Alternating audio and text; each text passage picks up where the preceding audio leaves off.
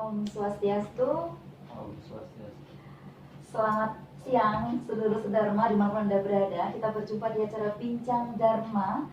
Acara ini adalah acara terbaru produksi dari Badan Penyiaran Hindu Provinsi Jawa Tengah. Bincang Dharma akan tayang di channel YouTube Provinsi Jawa Tengah.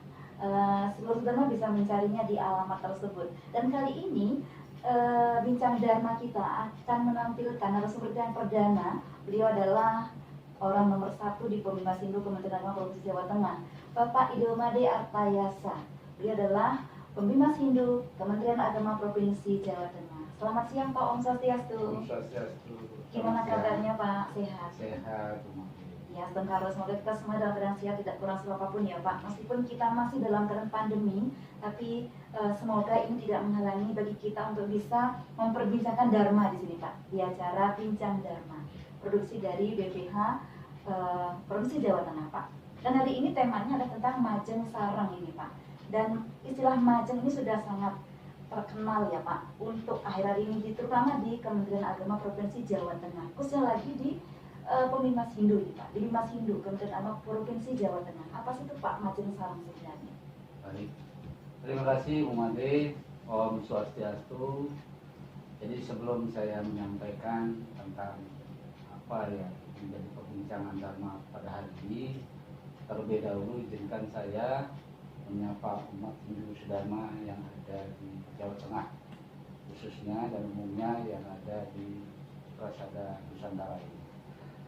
Semoga umat Hindu yang ada di Jawa Tengah selalu dalam keadaan sehat, walafiat tentunya, dan mari kita dalam kondisi yang kita belum tahu sampai kapan berakhir. Semoga kita selalu sehat, tentu dengan menggunakan protokol kesehatan yang baik, yaitu pakai masker, cuci tangan, jaga jarak, makan yang sehat, dan tentu tidur yang teratur. Nah, ini kunci daripada kita terlepas daripada pandemi corona yang semakin hari tidak menentu.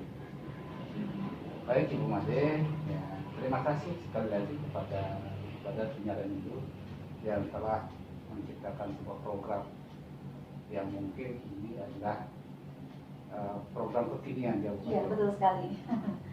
Yakni bagaimana menyiarkan nilai-nilai Dharma melalui berbagai media sosial.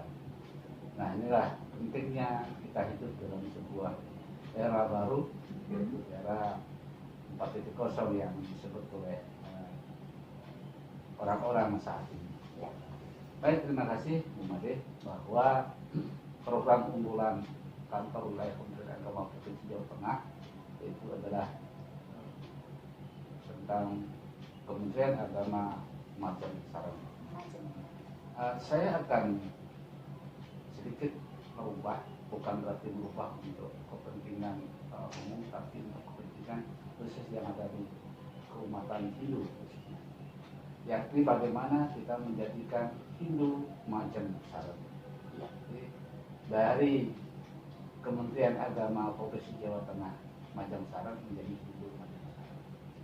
Ini penting untuk bagaimana kita menuju pada sebuah cita-cita luhur daripada para sesepuh kita, yakni menjadikan Hindu yang di era Kementerian Agama sekarang inilah itu yang majeng. Majeng itu artinya adalah bagaimana kita menuju atau menapak masa depan yang lebih baik. Dalam ajaran agama Hindu jelas dikatakan bahwa bagaimana menjadikan umat Hindu yang damai dan harmonis. Salah satu yang dikutip dalam tujuan agama Hindu adalah mausakan jaga cita yang istilah, yaitu menjadikan bagaimana kita menuju umat Hindu yang damai, baik di jagat raya ini maupun di alam sana ya. Nah, untuk mencapai hal tersebut tentu dalam hal ini sesuai dengan tema yang diberikan adalah Majeng Sareng. Majeng itu adalah bagaimana kita menuju Hindu ke depan yang lebih baik daripada hari-hari sebelumnya. Iya. Jadi dalam kata majeng itu terdiri dari 4 komponen. 4 komponen ya. Yang pertama adalah moderat atau moderasi beragama. Kata majeng itu yang saya sampaikan tadi 4 komponen itu diantaralah M itu majeng.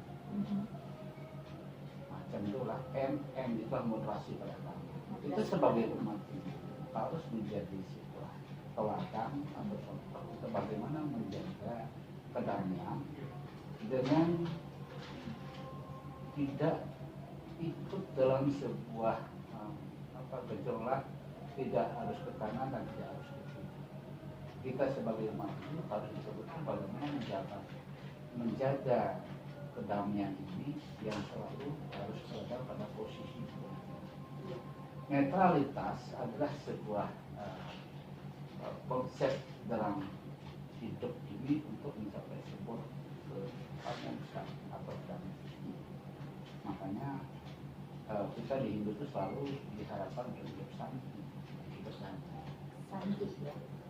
Yang kedua adalah A itu akuntabilitas.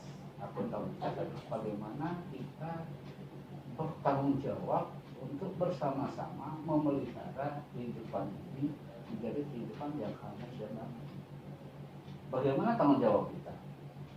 Tanggung jawab kita adalah selalu bagaimana melakukan sebuah kewajiban-kewajiban yang berlandaskan atas dharma itu sendiri. Iya. Jadi kalau pemerintah menganjurkan untuk memakai atau menggunakan atau meningkatkan kedisiplinan dalam protokol kesehatan, yuk kita lakukan bersama-sama, yuk kita lakukan ini dengan baik, sehingga inilah yang disebut dengan bersama-sama bertanggung jawab untuk menjadikan negara Republik Indonesia ini, menjadikan Hindu ini menjadi lebih baik daripada yang hari-hari kemarin. Iya. Itu adalah tanggung jawab kita bersama. Iya. Tidak harus menjadi sebuah pemimpin, tidak harus berada pada puncak pemimpin untuk menjaga atau untuk memelihara keharmonisan damai ini. Semua masyarakat umat Hindu khususnya untuk bersama-sama menjaga. Inilah tanggung jawab kita sebagai warga negara Indonesia, sebagai insan ciptaan Tuhan yang Maha Esa. Iya. Tanggung jawab bersama ya. Ya, itulah namanya akuntabilitas. Hidup ini harus kita pertanggungjawabkan untuk bagaimana bersama-sama menjaga yang namanya dharma, menjaga dalam kehidupan ini dengan kualitas kita. Yang ketiga adalah J. J itulah jernih. Jernih. Kata jernih itu adalah sebuah konsep beragama dengan mengedepankan nilai-nilai ajaran Trikaya Parisuda. Trikaya Parisuda. Trikaya Parisuda, bagaimana kita menjaga tiga perilaku yang disucikan. Pertama adalah bagaimana berpikir kita yang baik, bagaimana kita berkata yang baik, dan bagaimana kita berperilaku yang baik. Inilah konsep jernih dalam konteks macam besar. Yang keempat adalah NG, yaitu adalah ngayomi. Nah, kita sebagai umat beragama, kalau kita katakan kita tarik dalam sebuah sistem organisasi atau birokrasi, maka seorang pemimpin harus mengayomi anak buahnya. Ketika kita tarik dalam konteks keumatan, maka seorang pemimpin umat harus memberikan pengayoman kepada masyarakat. Ketika kita tarik dalam konsep berumah tangga, maka kepala keluarga menjadi tanggung jawab harus mengayomi anggota keluarga. Ya. Nah, maka dari itu jadilah seperti matahari. Seperti matahari, seperti apa itu Pak? Matahari itu menyinari segala ciptaan Tuhan ini tanpa pernah memandang. Iya.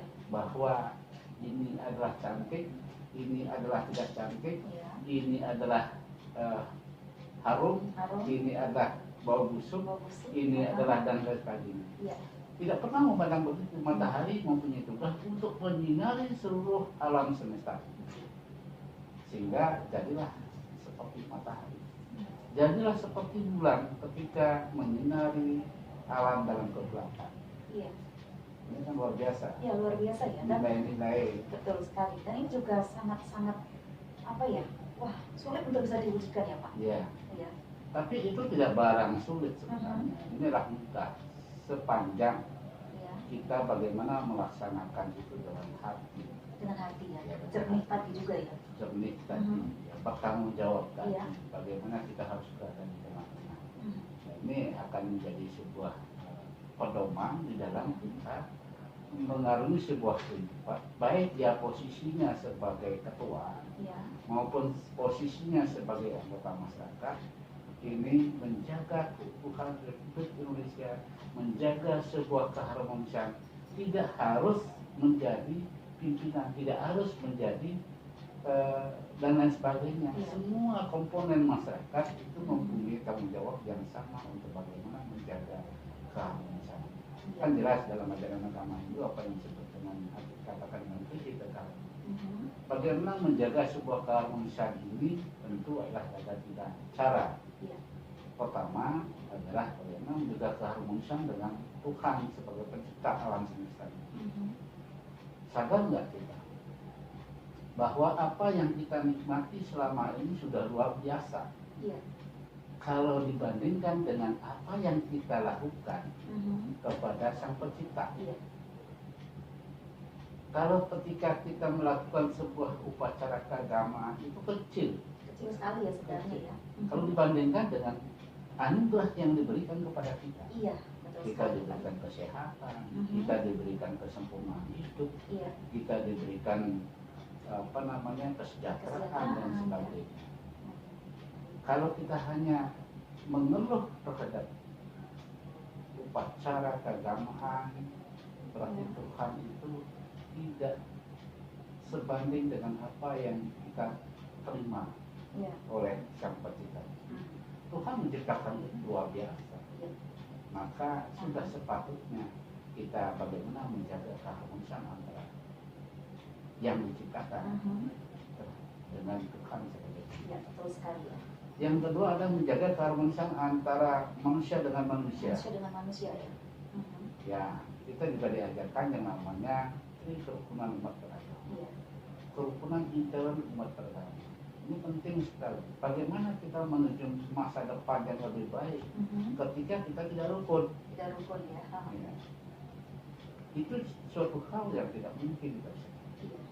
Maka dari itu, yuk kita jaga kerukunan intern umat beragama kita sendiri. Yang kedua itu menjaga kerukunan antar umat beragama. Tuhan tidak akan membeda-bedakan ciptaannya. Maka dari itu kita sudah sepatutnya menjaga kedamaian dengan sesama manusia. Jadi contoh misalnya contoh yang terkecil, tetangga adalah saudara kita yang terdekat. Iya. Ketika kita tidak baik dengan tetangga, maka kita akan tidak menjadi harmonis dalam kehidupan bermasyarakat. Iya, betul sekali ya. Iya. Dan kita bayangkan bagaimana kalau kita tidak harmonis dengan tetangga ya. Iya. Mhm. Contoh misalnya, kita sakit. Nggak mungkin saudara kita yang ada di Bali Mhm. atau yang di Bali ada di Jawa Iya. itu akan membantu kita yang pertama. Betul. Pasti tetangga. Tetangga ya. Tetangga itu saudara yang terdekat. Iya. Maka dari itu kita harus jaga keharmonisan antar umat beragama. Mhm. Yang kedua tentu menjaga keharmonisan antara manusia dengan pemerintah, antara Mhm. diri kita dengan pemerintah. Pemerintah mengajarkan jagalah protokol kesehatan. Mhm. Itu artinya apa? Pemerintah itu sudah berpikir dengan segala konsekuensinya, Mhm. dengan beberapa timnya, Mhm. bahwa protokol kesehatan ini penting dilakukan untuk menanggulangi sebaran virus corona. Iya. Maka mari kita menjaga keharmonisan ini dengan pemerintah. Ini yang harapan saya, sehingga dengan demikian maka Bu Made, Hindu ini untuk melakukan sesuatu yang macam itu tidak bisa sendiri. Iya, tidak bisa sendiri. Ya? Tidak bisa sendiri. Sepintar apapun orang itu, sepintar apapun manusia itu, dia tidak akan bisa melaksanakan tugasnya dengan baik ketika dilakukan dengan sendiri. Iya. Coba boleh kita. Maka dari itu, mari kita bersama-sama. Iya. Bersama-sama. Bersama-sama untuk membangun Hindu ini menjadi majan. Iya. Jadi maka Hindu majan sarang. Yuk bersama-sama kita melakukan sesuatu yang lebih baik di masa yang akan datang. Ini maka kita sudah banyak sebenarnya melihat atau mendengar cerita-cerita mitologi yang memberikan nilai-nilai kebaikan, nilai-nilai dharma. Contoh saja misalnya Panca Pandawa. Ya. Ketika dalam perang Bharatayuddha, Panca Pandawa hanya beranggotakan 5, sedangkan Kaurawa itu 100 Ya. orang. Dia bisa mengalahkan 5 orang, bisa mengalahkan yang 100 orang. Karena apa? Karena bersama-sama dia melakukan bersatunya. Kebersamaan. Kebersamaan. Ibarat jaring. Ini jaring terdiri dari 5. Ya. Ketika dia hanya jempol saja, dia hanya bisanya begini. Ya. Dan dia tidak bisa ngapa-ngapain. Betul, Pak. Ngambil barang pun dengan cara begini nggak bisa. Ya. Agak telunjuk. Dia hanya tugasnya yang menunjuk. Dan tidak bisa ngapa-ngapain juga. Maka kelima inilah dipersatukan sehingga bisa mengambil sesuatu barang apapun, bisa bekerja dengan seperti apapun, dan Astungkara semua akan bisa dilaksanakan dengan baik. Oke, satu lagi nih Pak. Ya. Saya sangat sebenarnya saya sangat ini ya sama dengan macam ini, luar biasa sekali konsep ini Pak, macam sarang ini menurut saya ya luar biasa sekali. Pertama di kata M nih Pak, macam sarang, moderasi beragamanya. Nah, bentuk daripada sinergitas yang ingin diwujudkan oleh pembimbing Hindu sendiri kepada lembaga keagamaan yang ada di Provinsi Jawa Tengah seperti apa Pak? Oke, terima kasih. Ini pertanyaan yang sangat luar biasa, menyentuh dalam kehidupan keseharian kita ya, yang namanya moderasi beragama terhadap kehidupan. Kalau kita tarik dalam kehidupan berorganisasi dalam berbasis keagamaan, moderasi beragama itulah berada di tengah-tengah. Ya. Jadi seorang pemimpin yang seperti saya katakan tadi, menjadi sebuah ketua di lembaga, menjadi sebuah kepala di sebuah institusi, menjadi kepala di sebuah rumah sakit, dia harus mengedepankan yang namanya keadilan dan kebijaksanaan. Contoh misalnya, ketika saya ditunjuk sebagai pembina seperti itu, maka saya harus betul-betul menjaga keadilan dan kebijaksanaan dalam mengajak teman-teman untuk bekerja. Menjaga keadilan dan kebijaksanaan ya. Jadi tidak harus saya memandang ini adalah teman dekat saya, Ya. ini adalah orang saya, ini adalah karena saya, tidak ada seperti itu. Iya. Maka keadilan dan kebijaksanaan yang selalu berdiri di tengah-tengah inilah yang menjadi kekuatan sangat luar biasa untuk bagaimana kita menjadikan Hindu lebih baik daripada yang kemarin. Kalau misalnya dalam kehidupan beragama, misalnya katakanlah pura dan dimanapun berada, nah kehidupan moderasi ini sangat dibutuhkan untuk bagaimana kita menjadikan Hindu ini akan lebih baik selada dan baktinya. Tidak harus dia membela atau dia condong ke sana kemari. Kadang-kadang kan wajar saja ya, ini sebuah fakta. Ketika saya menjadi sebuah kepala keluarga, saya mempunyai istri, saya mempunyai anak, saya mempunyai anak beberapa, ya kita harus proporsional dan profesional untuk bagaimana kita menjadikan keluarga ini yang harmonis dan damai. Iya, betul. Nah, itu juga di kalangan lebih luas. Ini harapan saya ke depan bagi lembaga agama dan keagamaan kita. Ya, kita harus bersikap adil dan bijaksana. Ya. Inilah yang namanya moderasi. Mhm. Moderat kita selalu berada di tengah-tengah, Mhm. sehingga ajeng Mhm. maka ke depan saya yakin dan percaya Hindu Majeng Sareng ini akan tercapai. Oke, wah luar biasa sekali nih Pak Majeng Sareng ini ya. So nanti kita akan berhasil dan mencapai tujuan seperti apa yang kita inginkan bersama Pak ya. Majeng Sareng ini bisa mencapai keharmonisan antar pemimpin dengan yang dipimpin. Ya. Sehingga nanti tujuan hidup agama Hindu pun yang menjadi tujuan kita bersama akan tercapai dengan baik ya. Sebagai umat beragama dan juga sebagai warga negara yang ada di lingkungan negara kita ya. Baik, demikian tadi perbincangan kami di Bincang Dharma, seluruh Dharma dengan Bapak Pembimas Hindu Kementerian Agama Provinsi Jawa Tengah dengan tema Majeng Sareng. Luar biasa sekali. Mungkin seluruh Dharma bisa nanti menemukan channel YouTube kita BPH Provinsi Jawa Tengah di channel YouTube BPH Provinsi Jawa Tengah dengan tema Majeng Sareng. Sampai jumpa. Kita akhiri dengan Paramasanti.